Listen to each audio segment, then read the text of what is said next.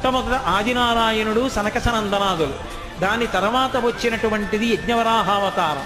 యజ్ఞవరాహావతారం తర్వాత నారదుడు, నారదుడి తర్వాత నరనారాయణుడు, నరనారాయణుల తర్వాత వచ్చినటువంటిది కపిలావతారం, కపిలావతారం తర్వాత దత్తాత్రేయావతారం, దత్తాత్రేయావతారం తర్వాత యజ్ఞావతారం, యజ్ఞుని యొక్క అవతారం తర్వాత వృషభావతారం, వృషభావతారం తర్వాత వచ్చింది పృథుమహారాజు గారి అవతారం, పృథుమహారాజు గారి అవతారం తర్వాత వచ్చినటువంటి అవతారం మత్స్యావతారం, తర్వాత కూర్మావతారం, తర్వాత ధన్వంతరి, తర్వాత మోహిని, తర్వాత నరసింహుడు, తర్వాత వామనమూర్తి, తర్వాత పరశురాముడు, తర్వాత రాముడు, తర్వాత రామచంద్రమూర్తి, తర్వాత బలరాముడు, బలరాముడి తర్వాత కృష్ణ భగవానుడు, కృష్ణ భగవానుడి తర్వాత ఏకకాలంలో 2 అవతారాలు ఉంటూ ఉండొచ్చు వీటిల్లో.